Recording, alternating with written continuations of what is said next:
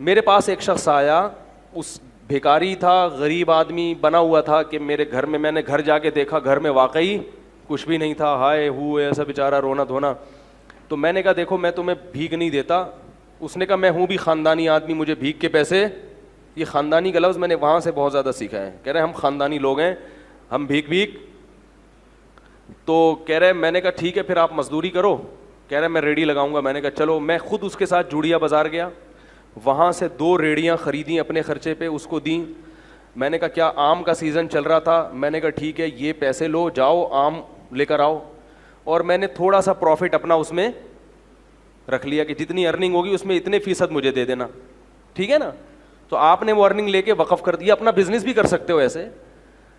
تو میں تو آپ کو وقف بزنس تو آپ بہتر جانتے ہیں نا, میں تو آپ کو کہہ رہا ہوں فی سبیل اللہ اس طرح بھی رقم وقف کی جا سکتی ہے. تو بھائی 20% مجھے دے دینا, پھر ہم نے اس کی جو بھی شرائط آدمی کر لے کہ میں نے کیا کرنا ہے اس کا. تو جوڑیا بازار سے ہم نے اس کو 2 ریڑیاں دلائیں. اس کو ہم نے پھر آم اور کیلے اس کا اس نے بزنس شروع کیا. اس کو میں نے پہلے 20,000 روپے دیے, پھر 35,000 روپے. اس نے بزنس کیا, کمانا شروع کیا, 20% مجھے دیتا, 80% خود رکھتا, اور ٹھیک ٹھاک پروفٹ ہونا شروع. پھر جی آیا کہ وہ میں اصل میں گودام لینا چاہ رہا ہوں تاکہ میں مال کیا اٹھاؤں, کاروبار تو بڑھتا ہے نا. پھر ہم نے کہا جی اچھی بات ہے. گودام بھی گھر کے قریب ہی کہیں دیکھ لیا اس کا. وہ گودام میں نے جا کے دیکھا بھی, چیک بھی کیا. میں نے کہا اچھا ایک غریب آدمی کو کیا ہو رہا ہے, یہ کیا کسی کو پیسے پکڑا دو تو ختم ہو جاتے ہیں, اس طرح کاروبار رن کر کے دو اس کو, اپنا بھی فائدہ اس کا بھی فائدہ. اپنا پروفٹ تھوڑا رکھو تاکہ ایسا نہ ہو کہ وہ بیچارہ, جب زیادہ بڑھ جائے کاروبار پھر آپ پروفٹ کا ریشو بڑھا بھی سکتے ہیں, لیکن وقف میں نہیں بڑھا سکتے. ہم نے جناب اس کو پورا گودام بھی لے کے دے دیا. اس نے وہ کیلے لا کے, کچے کیلے ہوتے تھے اس میں وہ کیمیکل لگتا ہے نا, اس سے پکتے ہیں, وہ پک بھی رہے ہیں, اور جناب بزنس ٹائٹ. اتنا پروفٹ مجھے شروع ہو گیا کہ اب ہم نے تمیز سے بات کرنا لوگوں سے چھوڑ دیا. سمجھ میں نہیں آ رہا تھا. گاڑی جو ہے ہم کرولا لیں, وٹس پہ ہاتھ ڈالیں, وٹس چھوٹی گاڑی ہے, مزہ نہیں آئے گا. یعنی اس میں بہت بڑا کاروبار ہو گیا. گودام کے گودام بھر گئے بھائی, نواب شاہ سے ڈائریکٹ زمینوں سے مال اٹھ رہا ہے. ٹائم لگتا ہے لیکن بڑھتا ہے کاروبار. اور وہ بندہ بھی فیک نہیں, بالکل نظر آ رہا ہے بھائی, ریڑھی لگاتا ہوا, پیاز آلو پیاز بھی بیچے اس نے. پھر اس نے اپنے بیٹے کو بھی ملا لیا, ملازمین بھی ہو گئے, دے مار 4.5, کیونکہ محنت بہت کر رہا تھا. وہ نظر ایسا آ رہا تھا, کر رہا تھا نہیں کر رہا تھا یہ تو ابھی آپ کو آگے بتاتا ہوں. اب لوگ میرے پاس آنے لگے, مفتی صاحب یار ہم بھی چاہتے ہیں اس کاروبار میں اپنا حصہ ڈالیں. میں نے کہا ٹھیک ہے بھائی, اگر وہ بندہ کما کے دے دیتا ہے تو بھائی قاری صاحب آپ بھی آ جاؤ, بھائی فلاں صاحب. شکر ہے ایک قاری صاحب ہی آئے, وہ بھی مالدار آدمی تھے. اس کے علاوہ پھر میں نے کسی سے, میں نے کہا نہیں بھائی اس کو ایک دیکھتے ہیں, ابھی چلنے تو دو, ابھی تو 1 سال بھی پورے طور پر نہیں ہو سکا. تو جی ہم اس کے گھر بھی جاتے تھے اور وہ ہمارے گھر آتے تھے. بڑا اچھا ماشاء اللہ ہمارا بزنس شروع ہو گیا, اس کو ٹھیک ٹھاک پروفٹ ہونا شروع. لیکن میں نے دیکھا کپڑے وہی اس کے چماروں والے. ہم تو سوچ رہے ہیں کہ چاند پہ پہنچیں یا مریخ کا سفر کریں. ابھی امریکہ یورپ تو چھوٹی بات ہو گئی تھی ہمارے لیے نا, ٹھیک ہے, اب تو خلائی سیارے میں بیٹھتے ہیں, کہیں کائنات کی سیر کر کے آتے ہیں. تو بالآخر ایکسپورٹ کی بات شروع ہو گئی. بھئی اب کب تک غریبوں کی طرح ملک میں جو ہے وہ ٹرک خرید کے بیچتے رہیں ہیں, بھائی کنٹینروں پہ بات آنی چاہیے. اب کیا خیال ہے؟ تو جتنے کما رہا تھا نا اس سے ڈبل انویسٹ ہو رہے تھے. بات آ رہی ہے سمجھ میں؟ جیسے آج اتنا پروفٹ دے دیا, 1 مہینے میں اتنا دے دیا, تو اب بھائی کاروبار تو ہر آدمی کہتا ہے بڑھاؤ, تو اور اس کو دے دیے ہم نے پیسے, اور کاروبار نظر آ رہا ہے. آلو پیاز ٹماٹر بھی بکتے ہوئے نظر آ رہے ہیں. گودام سے منڈی بھی جا کے میں نے دیکھا, وہاں بھی باقاعدہ اس کی ایک شاپ ہے جہاں سے وہ سارا بزنس ہو رہا ہے. ایک دن وہ میرے پاس آیا, کہنے لگا کہ مولوی صاحب میں تو جا رہا ہوں سفر پہ 10-15 دن کے لیے, تو مال اتارنا ہے منڈی سے, اتنے پیسے مجھے چاہیے, اور یہ پیسے کل ہی میں آپ کو ریٹرن کر دوں گا, اور مجھے جناب پہنچنا ہے. تو میں نے دے دیے اس کو. میں نے کہا یار یہ میرے حج کے پیسے ہیں, کیوں حج کی درخواست میں دینے والا تھا, یہ لے کے کہیں ایسا نہ کہہ رہا یار مسلمان کسی کے حج کے پیسے کھائے گا. ہم نے ایسے ایسے حرام خور دنیا میں دیکھے ہیں کہ آپ کو ہم کیا بتائیں. اس کا بیٹا وہ بیمار بنا ہوا تھا, اس نے کہا یار حج, ہم نے کیا کلمہ نہیں پڑھتے, بیانات میں بھی بیٹھتا تھا وہ آ کے اور کہتا تھا ہم سید ہیں, اور کہتا تھا مفتی صاحب پیسہ پکڑانے سے پہلے یہ دیکھو کہ بندہ خاندانی ہے یا نہیں ہے. سمجھ رہے ہیں, یہ بڑی گنتیاں سیکھی ہوئی ہوتی ہیں, تبھی کسی کی چکنی چپڑی باتوں میں مت آؤ. تو ہم نے وہ اس کو دے دی, ہم نے کہا چلو کل منڈی میں مل ہی جائیں گے. اس بندے نے رات کو محلے والوں کو جتنی جیبیں نچوڑ سکتا تھا سب کی جیبیں نچوڑی.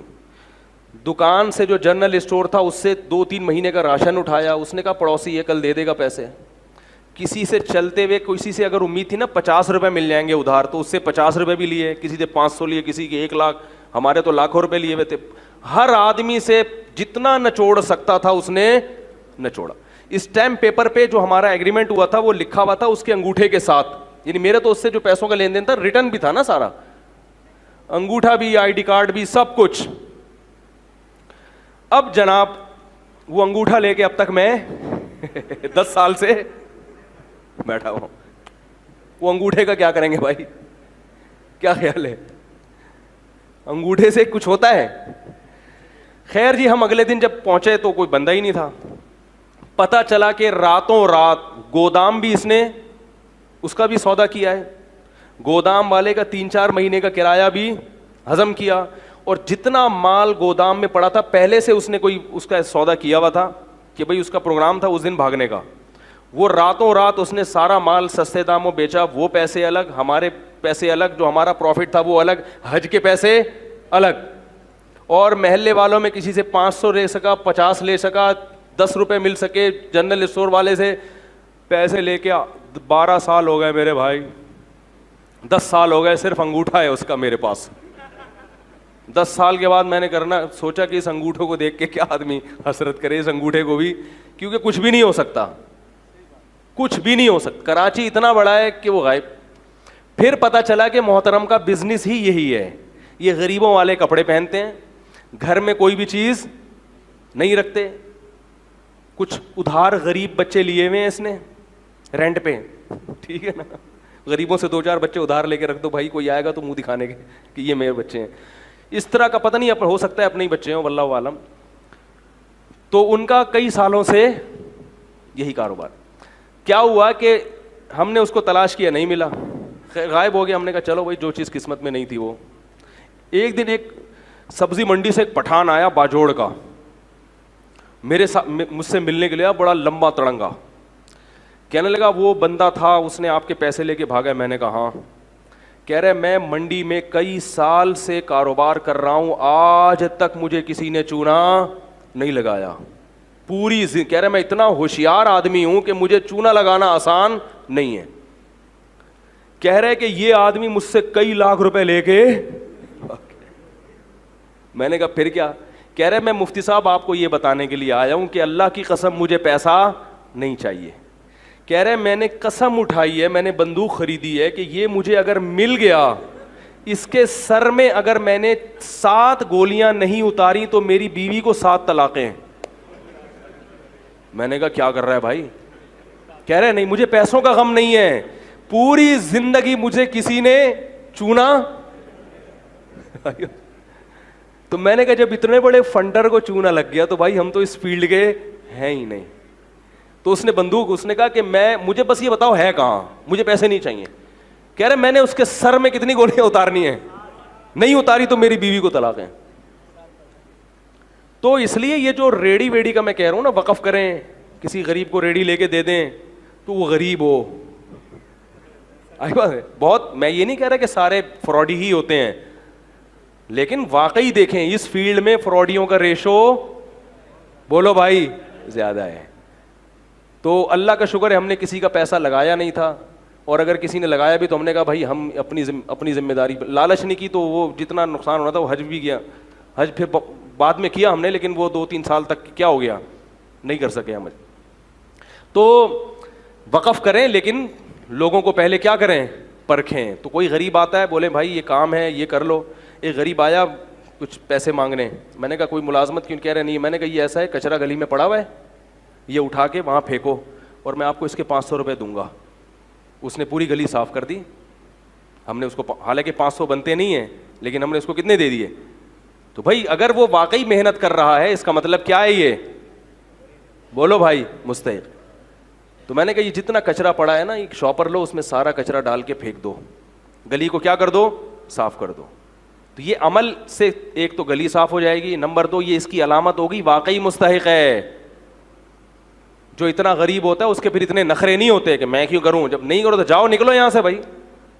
دکان پکوڑوں کی اور باتیں کروڑوں کی, وہ اتنا اونچا سر کہ نہیں ہم نہیں کرے گا. تو آپ اس کا مطلب پھر آپ یا تو عزت آپ کو بہت پیاری ہے تو پھر بھیک کیوں مانگ رہے ہو, کیا خیال ہے بھائی؟ اگر وہ کہے میں یہ کام نہیں کر سکتا تو پھر یہ بھیک والا کام تو اس سے زیادہ گھٹیا ہے. کچرا صاف کر کے پھینکنا کچرا کنڈی میں, یہ گھٹیا کام اتنا گھٹیا نہیں ہے جتنا لوگوں کے سامنے ہاتھ پھیلانا. تو اگر عزت کا خیال ہے کہ بھائی میں ایسا کام نہیں کروں گا جس سے عزت جاتی ہے, تو پھر بھیک بھی نہ مانگو, پھر بولو بھوکا مر جاؤں گا, کسی کے سامنے ہاتھ نہیں پھیلاؤں گا. تو جب ہاتھ پھیلا رہے ہو تو پھر بھائی یہ کچرا پھینک کے آؤ, سارا کچرا کنڈی میں, گلی صاف کرو. اور تھوڑے پیسے نہیں بلکہ آپ کو 50 روپے جو ملتے ہیں اس میں ہم آپ کو کتنے دیں گے, اس سے تعاون بھی ہو جائے گا, صدقے کا ثواب بھی مل جائے گا. تو اس طرح سے کیا کریں. اللہ تعالی ہمیں عمل کی توفیق عطا فرمائے.